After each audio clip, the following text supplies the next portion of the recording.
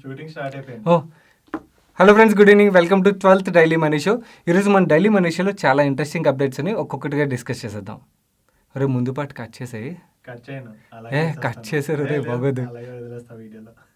Okay చల్, నువ్వు చేస్తాను కాబట్టి sorry for my bad singing guys. But కానీ సాంగ్ చాలా బాగుంది, విన్నట్టయితే వినండి. మోస్ట్ ఎలిజిబుల్ బ్యాచులర్ అఖిల్ మూవీలోది సాంగ్ చాలా ఇంట్రెస్టింగ్ అనిపించింది విన్నప్పటి నుంచి. హమ్మింగ్ చేస్తున్నాను. ముందుగా మనం మార్కెట్ అప్డేట్ చూస్తున్నట్టయితే సెన్సెక్స్ 7 పాయింట్స్ పెరిగి 49,751 పాయింట్స్ దగ్గర క్లోజ్ అయింది.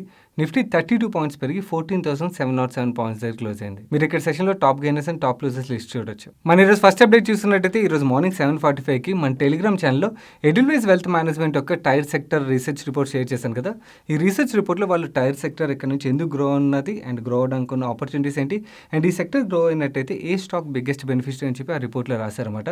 దీనికి మన one of the subscriber Ratnakumar comment చేశారు ఏంటంటే, నాకు అది అర్థం కాలేదు, కొంచెం ఎక్స్ప్లెయిన్ చేయమని. దాని గురించి ఫస్ట్ మీకు ఎక్స్ప్లెయిన్ చేస్తాను సో దట్ మీరు కూడా ఆ పీడిఎఫ్ని చూడనట్టయితే ఈ ఇండస్ట్రీలో ఉన్న ఆపర్చునిటీ ఏంటి అండ్ ఈ సెక్టర్ గ్రో అయినట్టయితే ఏ స్టాక్ బెనిఫిట్ చెందున్నదో మీకు అర్థమవుతుంది. అండ్ ఈ టైర్ ఇండస్ట్రీకి ఫైనాన్షియల్ 2022లోని కీ డ్రైవర్స్ ఏవి, కీ డ్రాగర్స్ ఏవి అని చెప్పి వీళ్ళు ఎక్స్ప్లెయిన్ చేశారు. ముందుగా డ్రైవర్స్ గురించి మనం మాట్లాడుకున్నట్టయితే న్యూ ఆటో డిమాండ్ సైకిల్ ఏదైతే స్టార్ట్ అయిందో అది ఫస్ట్ బిగ్గెస్ట్ పాజిటివ్ అని చెప్పి చెప్తున్నారు. దీంతో పాటు రీప్లేస్మెంట్ డిమాండ్ ఏదైతే రివైవ్ అవుతుందో that is another biggest positive అని చెప్పి వీళ్ళు చెప్తున్నారు. థర్డ్, ఇంపోర్ట్స్ మీద రిస్ట్రిక్షన్స్ ఏదైతే గవర్నమెంట్ ఇంపోజ్ చేస్తుందో అది కూడా ఈ ఇండస్ట్రీకి పాజిటివ్ అని చెప్పి వీళ్ళు చెప్తున్నారు. అదే మనం కీ డ్రాగర్స్ గురించి మాట్లాడుకోవాలంటే sharp price in input prices, అంటే టైర్ మ్యానుఫ్యాక్చర్ చేయాలనుకుంటే రబ్బర్ కావాలి కదా, దాని ప్రైసెస్ ఇన్పుట్ ప్రైస్ ఏదైతే పెరుగుతుందో అది కీ డ్రాగర్ అని చెప్పి వీళ్ళు చెప్తున్నారు. Second, elevated leverage position in the industry. ఈ మధ్య కాలంలోని యాక్చువల్ టైర్ కంపెనీస్ క్యాపెక్స్ మీద బాగా ఇన్వెస్ట్ చేస్తున్నాయి అన్నమాట. ఈ క్యాపెక్స్ మీద ఇన్వెస్ట్ చేయాలంటే వీళ్ళు ఫ్రెష్ క్యాపిటల్ ఉంటే వీళ్ళ దగ్గర ఓన్ క్యాపిటల్ ఉంటే పర్లేదు, కాకపోతే డెట్ రేస్ చేసి క్యాపెక్స్ మీద ఇన్వెస్ట్ చేస్తున్నారు అనమాట. దానివల్ల డెట్ లెవెల్ బాగా పెరిగింది. ఇది ఒక బిగ్గెస్ట్ డ్రాగర్ అని చెప్పి వీళ్ళు చెప్తున్నారు. నెక్స్ట్ వీళ్ళు ఏమంటున్నారంటే, ఎప్పుడైతే కమర్షియల్ వెహికల్ సైకిల్ స్టార్ట్ అవుతుందో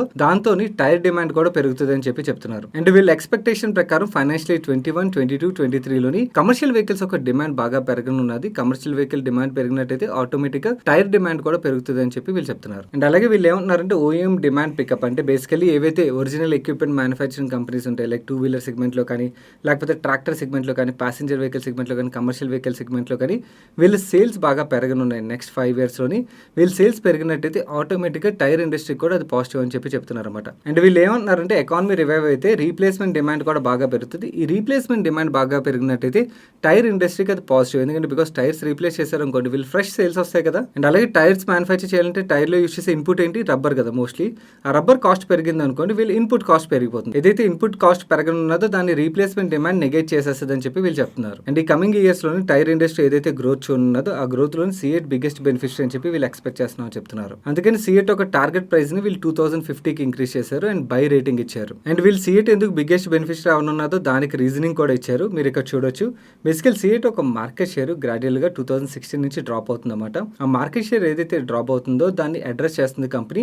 అందుకని మళ్ళీ మార్కెట్ షేర్ పికప్ అవడం అనేది మనకు కనబడుతుంది అని చెప్పి వీళ్ళు చెప్తున్నారు. ఎస్పెషల్లీ మనం ఇక్కడ గమనించవచ్చు ప్యాసింజర్ వెహికల్ సెగ్మెంట్లోని అండ్ అలాగే కమర్షియల్ వెహికల్ సెగ్మెంట్లోని సిగ్నిఫికెంట్ రికవరీ అనేది మనకు కనబడుతుంది. అండ్ వీళ్ళు ఏం చెప్తున్నారంటే, క్యాపెక్స్ ఈజ్ నియరింగ్ కంప్లీషన్, అంటే ఈ క్యాపిటల్ ఎక్స్పెండిచర్ ఈ కంపెనీ ఏదైతే చేస్తుందో అది ఆల్మోస్ట్ ఎండింగ్ వచ్చింది. దీనివల్ల మనం ఎర్నింగ్స్ లో సర్ప్రైజింగ్ నెంబర్స్ చూడొచ్చు అండ్ డీలివరేజింగ్ వల్ల కంపెనీ రీరేటింగ్ అవ్వచ్చు అని చెప్పి వీళ్ళు ఎక్స్పెక్ట్ చేస్తున్నాం అని చెప్తున్నారు. అండ్ అలాగే వీళ్ళు ఏమన్నారంటే, లాక్డౌన్ తర్వాత స్టాక్ బాగా ర్యాలీ అయింది. 787 ప్రైస్ నుంచి 1630 వరకు ర్యాలీ అయింది. బట్ కానీ అప్కమింగ్ టైర్ సైకిల్ వల్ల ఇంకా ర్యాలీ అయ్యే ఛాన్స్ ఉన్నదని చెప్పి వీళ్ళు ఎక్స్పెక్ట్ చేస్తున్నామని చెప్తున్నారు. దీంతో పాటు సిఎట్ ఒక వాల్యుయేషన్ చూసినా కూడా పీర్ కంపెనీస్ కంపేర్ చేసి అట్రాక్టివ్ వాల్యుయేషన్ లోనే ట్రేడ్ అవుతుందని చెప్పి వీళ్ళు చెప్తున్నారు. ఇంకా ఈ రిపోర్ట్ లో వీళ్ళు చాలా ఇన్ఫర్మేషన్ షేర్ చేశారు. బట్ కానీ ఈ 24 pages ని మన డైలీ మనీ షోలో కవర్ చేయలేం కదా, టైం చాలా తీసేసుకుంటుంది. అందుకని ఇంపార్టెంట్ పాయింట్స్ అని మీకు కవర్ చేశాను. ఒకవేళ మీరు కంప్లీట్ రిపోర్ట్ చూడాలనుకున్నట్టయితే ఈ రిపోర్ట్ మన టెలిగ్రామ్ ఛానల్లో మీకు దొరుకుతుంది.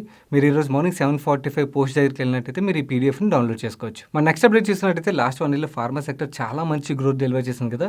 ఈ సెక్టర్ ఏదైతే గ్రోత్ డెలివర్ చేస్తుందో ఈ గ్రోత్లోని లార్జర్ కంపెనీస్ ప్లే చేసి, మిడ్ కంపెనీస్ ప్లే చేసి, స్మాల్ కంపెనీస్ ప్లే చేసాయి. And in fact quality companies grow అయ్యి అండ్ లో క్వాలిటీ కంపెనీస్ కూడా గ్రో అయ్యి. అండ్ లాస్ట్ 1 yearలోని కొన్ని కంపెనీస్కి కోవిడ్ రిలేటెడ్ బిజినెస్ వచ్చింది. అలాగే యూఎస్ఎఫ్డిఏ నుంచి ఏదైతే ఇన్స్పెక్షన్లు అవ్వాలో, జనరల్ 2015 నుంచి మన pharma companies USFDA inspections struggle అవుతున్నాయి కదా. కోవిడ్ వల్ల యూఎస్ఎఫ్డిఏ ఇన్స్పెక్షన్లు అవ్వట్లేదు. దీనివల్ల కూడా బేసికలీ ఆ వార్నింగ్ లెటర్స్ రాక ఇవన్నీ కూడా మన ఫార్మా కంపెనీలకి అది బెనిఫిట్ కిందే మారింది. బట్ కానీ ఇప్పుడు మనం లాస్ట్ 1 weekగా అబ్జర్వ్ చేస్తున్నట్టయితే యూఎస్ఎఫ్డిఏ ఇన్స్పెక్షన్లు అన్నీ మళ్ళీ స్టార్ట్ అయ్యి అండ్ కంపెనీలు వార్నింగ్ లెటర్లు రిసీవ్ చేసుకోవడం స్టార్ట్ అయిందన్నమాట. అండ్ అలాగే కోవిడ్ రిలేటెడ్ బిజినెస్ చేసిన కంపెనీలు ఏవైతే ఉంటాయో ఆ కోవిడ్ రిలేటెడ్ బిజినెస్ కూడా తగ్గడం మనకి క్లియర్‌గా కనబడుతుంది.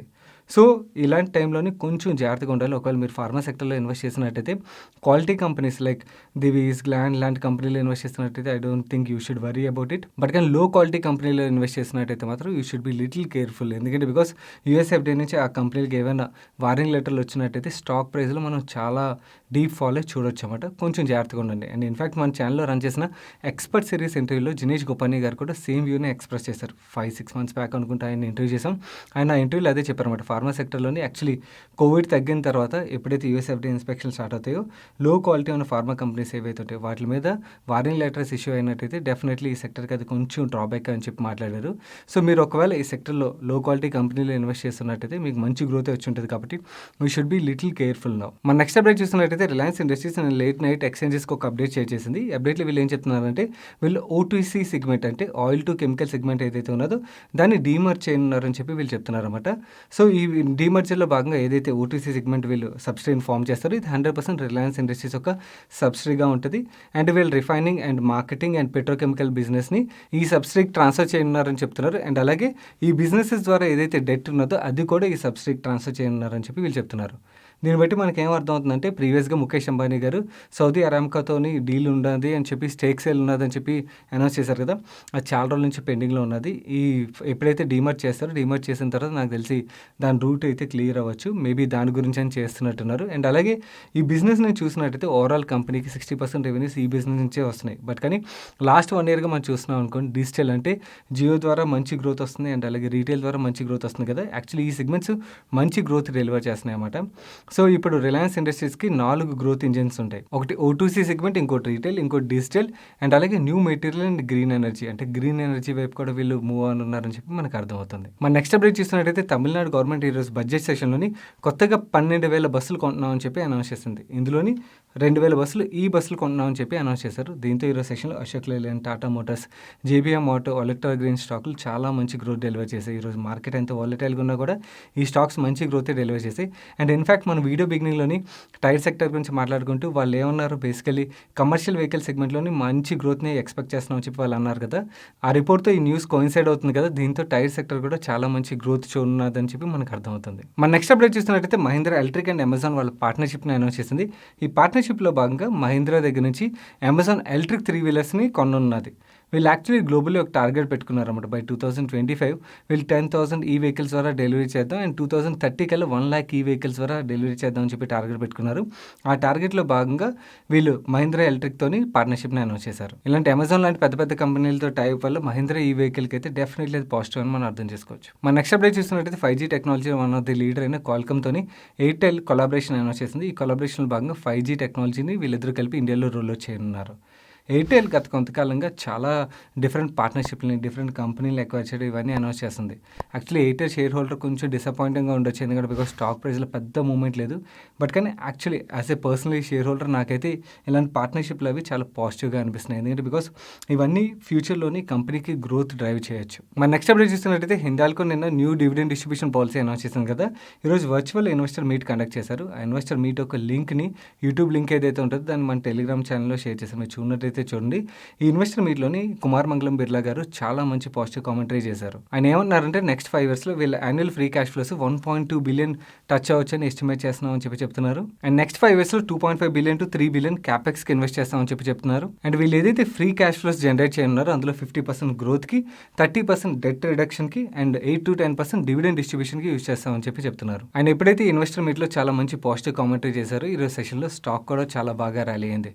అండ్ యాక్చువల్లీ హిందాల్కో గత కొన్ని రోజులుగా మంచి గ్రోత్ డెలివర్ చేస్తుంది స్టాక్. మన నెక్స్ట్ అప్డేట్ చూస్తున్నట్టయితే ఈ రోజు నుంచి హిరణ్బాయ్ ఐపీఓ ఓపెన్ అయింది కదా, డే 1లోనే రీటైల్ కోటా ఏదైతే ఉంటుందో ఫుల్లీ సబ్స్క్రైబ్ అయిపోయింది. లేటెస్ట్ నెంబర్స్ మీరు ఇక్కడ ఇమేజ్లో చూడొచ్చు.